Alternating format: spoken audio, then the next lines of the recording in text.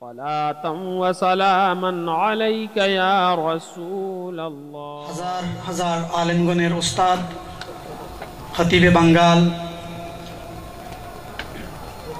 Bangladesh Islamic foundation board of governors এর সম্মানিত সদস্য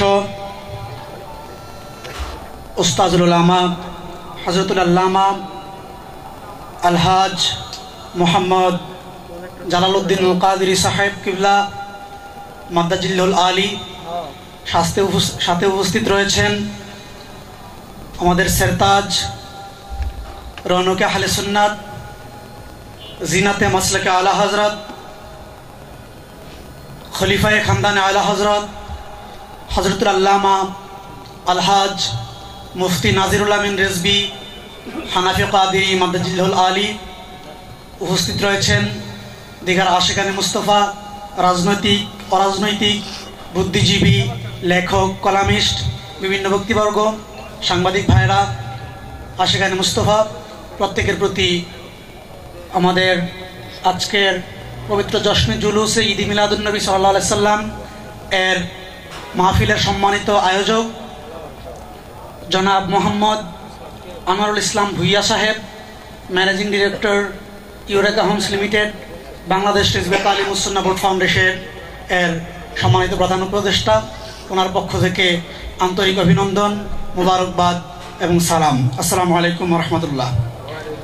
এ পর্যায়ে আপনাদের সম্মুখে নুরানি তাকরির পেশ করার জন্য অনুরোধ করছি আমাদের সেরতাজ হাজারো সুন্নি জনতার নয়নমণি হযরতুল আল্লামা খতিবে বাঙ্গাল আলহাজ মোহাম্মদ জালালউদ্দিন আল কাদেরী সাহেব কিবলা মাদ্দাজিল্লুল আলীকে তিনি নূরে মুহাম্মদী সাল্লাল্লাহু আলাইহি সাল্লামের সৃষ্টি রহস্য সম্পর্কে আলোচনা করছেন। হুজুরকে মূল্যবান তাকরীর পেশ করার জন্য বিশেষ অনুরোধ করছি। নারে তাকবীর, আল্লাহু আকবার, নারে রিসালাত, ইয়া রাসূলুল্লাহ, নারে গাউসিয়া, ইয়া রাসূলুল্লাহ, হিজবিয়া দরগা শরীফ জিন্দাবাদ জিন্দাবাদ, পবিত্র ঈদে মিলাদুন নবী জিন্দাবাদ জিন্দাবাদ। أعوذ بالله من الشيطان الرجيم بسم الله الرحمن الرحيم إن الله وملائكته يصلون على النبي يا أيها الذين آمنوا صلوا عليه وسلموا تسليما اللهم صل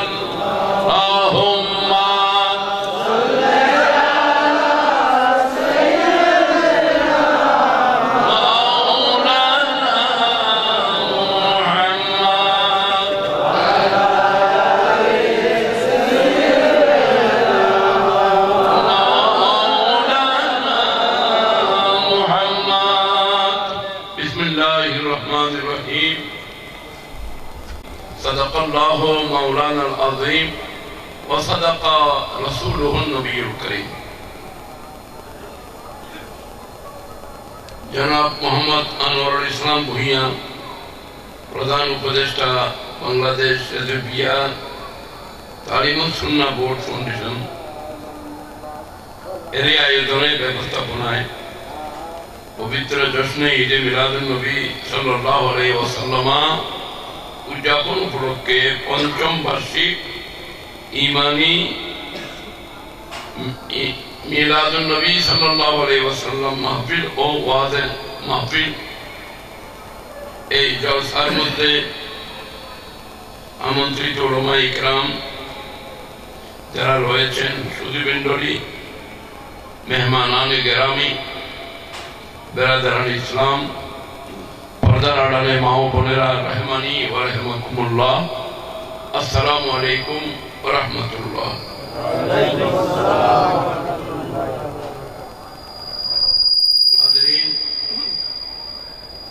আমাকে জনাব মোহাম্মদ আনোয়ারুল ইসলাম ভুঁইয়া,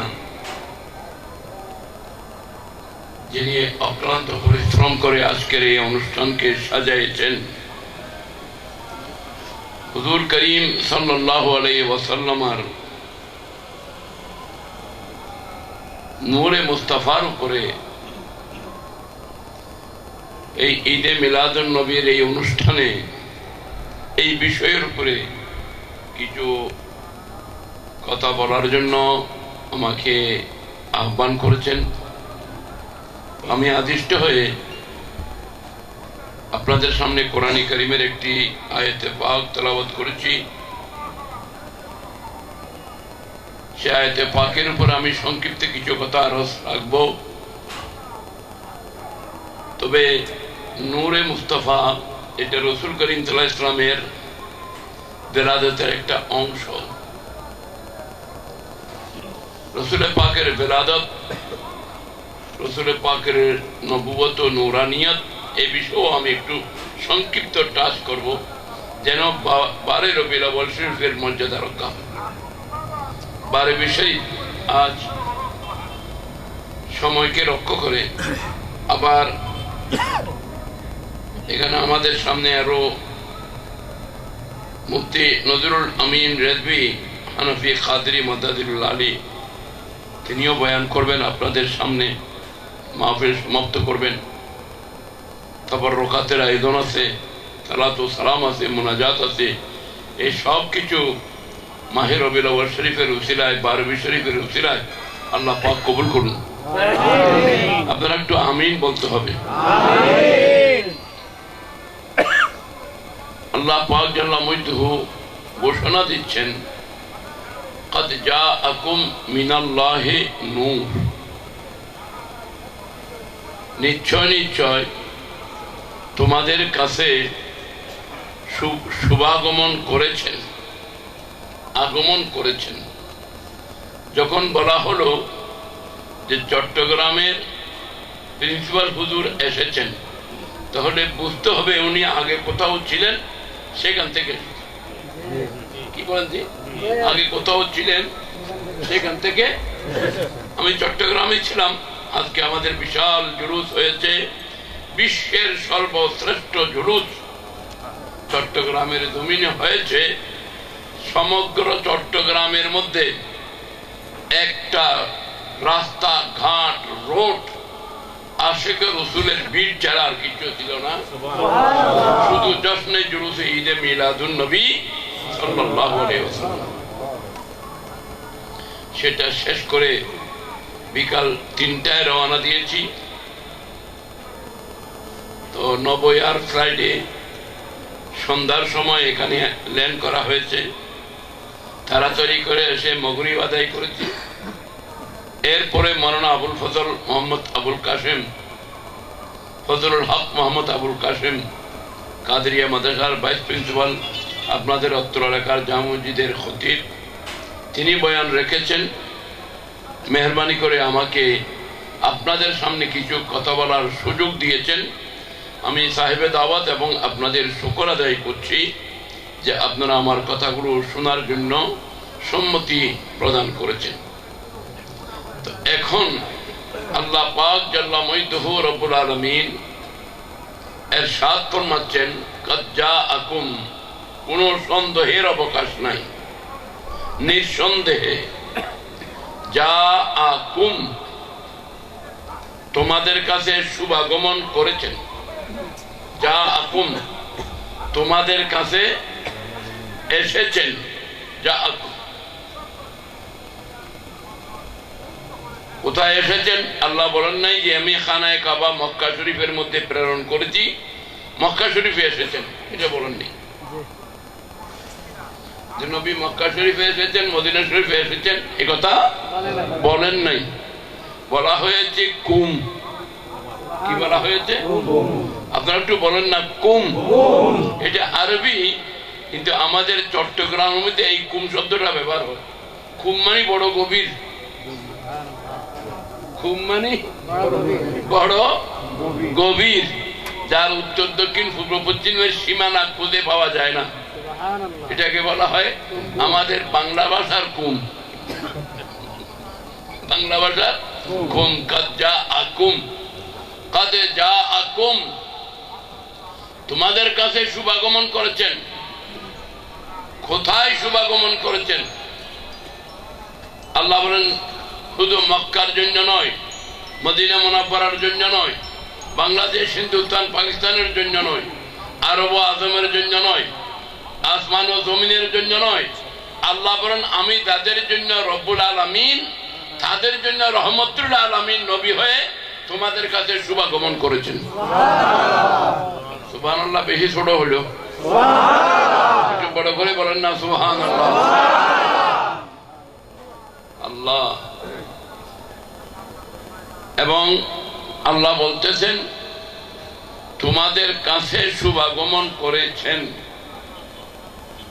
আচ্ছা, এখন এই পেয়ারা রসুল আসার আগে কোথায় ছিলেন? যেমন আমি এখানে আসার আগে, আপনাদের এই গুলশানে আসার আগে চট্টগ্রামে ছিলাম। তো আমার নবী এই কুল কায়নাতের রহমত ও বরকত হয়ে আসার আগে কোথায় ছিলেন?